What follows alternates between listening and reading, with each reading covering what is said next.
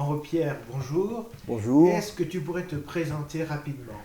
Voilà, alors je suis Henri-Pierre Thibaudier. Je suis né le 5 octobre 1953 au Coteau. J'ai eu une attirance tout à fait particulière dès mon enfance pour les arts plastiques. Je me souviens avoir dessiné le berceau de mon frère à l'âge de 5-6 ans.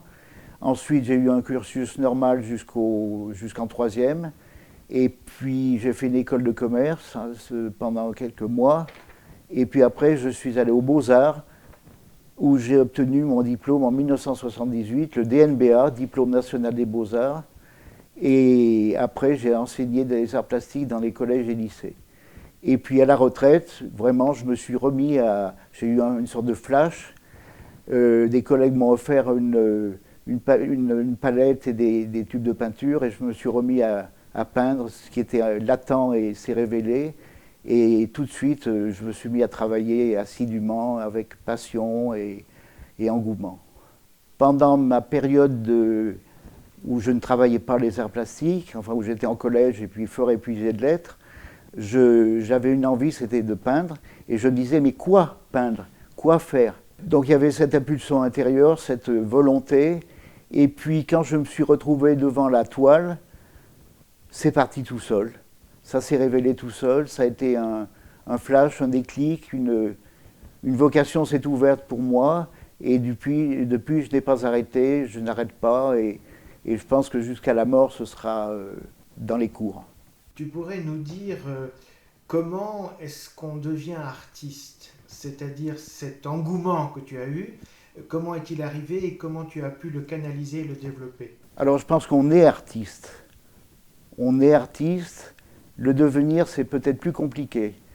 Naître artiste, c'est avoir en soi ce souffle, en quelque sorte, qui nous porte toute une vie, peu importe quand on passe à l'acte, l'important c'est d'arriver à peindre, à se révéler, à s'écrire, s'accomplir. Comment vois-tu ton travail? Qu'est-ce que travailler? Comment tu conçois ce travail pour toi? Alors j'ai fait un petit texte, justement. Un petit texte, je vais vous le lire. Comme si, sans le vouloir, le ciel, l'eau ou le feu s'étaient organisés sous mes doigts, par hasard peut-être, ou sous la plume incontournable du destin. J'ai dû peindre ces tableaux dans l'instant d'une brèche ouverte sur l'invisible, le néant ou le chaos. Il me faudrait, pour être mieux, décider d'abandonner ces stigmates pour les renvoyer là d'où ils viennent, c'est-à-dire dans le désir même de les peindre, autrement. Quand on voit tes installations aujourd'hui, telles ils sont là et telles qu'ils seront donc aussi à l'exposition, on a l'impression qu'il n'y a pas beaucoup de peinture. Oui, il n'y a pas beaucoup de peinture, c'est vrai. J'ai abandonné la toile, je me suis brouillé avec la toile. Il y avait une sorte de mal-être avec la toile. Je n'arrivais pas techniquement à exprimer et intuitivement à exprimer ce que j'avais à dire. Et puis vite, j'ai foncé directement sur l'installation, sur la peinture, sur Dibond aussi.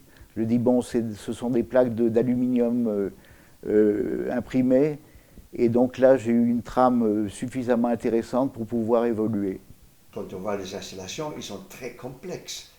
C'est pas seulement l'image, c'est aussi les volumes, c'est aussi des sculptures. Comment tu es arrivé à cette combinaison et comment tu es arrivé à faire ces sculptures aussi? Eh bien, je me le demande encore. C'est quelque chose de compliqué dans la mesure où c'est venu insensiblement, les installations se font d'elles-mêmes. C'est presque comme si je n'étais pas intervenu dans mon travail. Il y a quelque chose de l'ordre de l'oubli de l'œuvre dans sa création après l'avoir faite. Je pense que l'œuvre se fait d'elle-même. Il y a une part de hasard quelque part. Quand je crée via l'imprimante, je choisis mes fils, mes tonalités, et ensuite j'accouple ces tonalités avec des choses, par exemple dans cette œuvre-là, je trouve des points communs entre la tapisserie et le personnage fait en 3 dimensions, en 3D.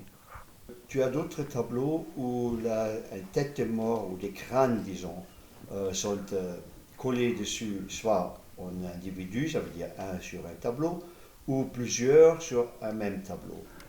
Est-ce que c'est une expression de mort? Non, c'est plutôt une pulsion de vie. J'instrumentalise d'une certaine façon le crâne pour en faire un objet vivant, un objet sympathique au niveau de la couleur, au niveau des formes.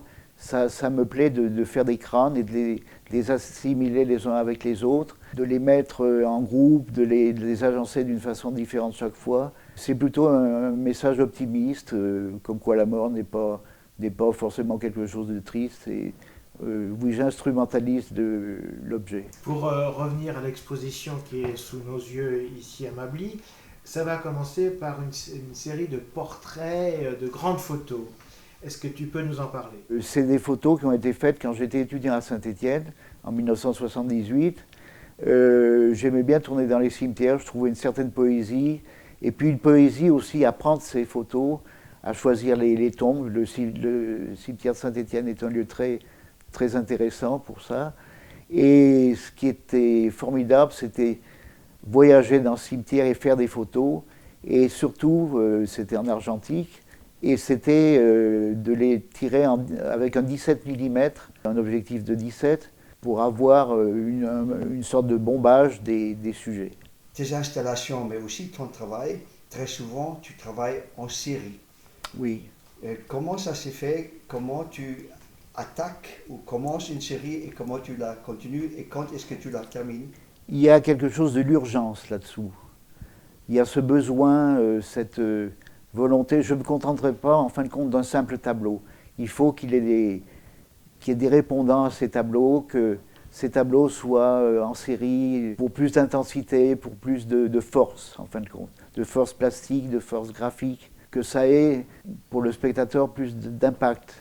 Ça nous apporte un peu sur cette idée aussi qu'un artiste est aussi chercheur. Cette sorte de recherche que chaque fois tu cherches à aller jusqu'au bout de ta première idée. Alors, j'y vois, moi aussi, tu as dit tout à l'heure, le voyage. Le voyage, voilà. Ton œuvre fonctionne comme un voyage continu. Il y a un continuum dans l'infinitude des voyages. Oui. Alors, à quel voyage tu nous invites avec cette exposition? Ah, au voyage de la vie. Ça, c'est très important. Moi, j'incite les personnes à être, à travers l'art, à s'informer sur l'art, à être artistes eux-mêmes. Ça, c'est important. C'est pas si compliqué d'être artiste. Je le disais tout à l'heure, on est artiste ou on peut mal apprendre à l'être, mais quand on est artiste, eh bien, il faut exploiter cette voie, cette dimension, ce schéma-là. Merci beaucoup pour cette invitation que nous pouvons faire à tous les visiteurs de l'exposition. Merci. Merci Merci à vous. Merci.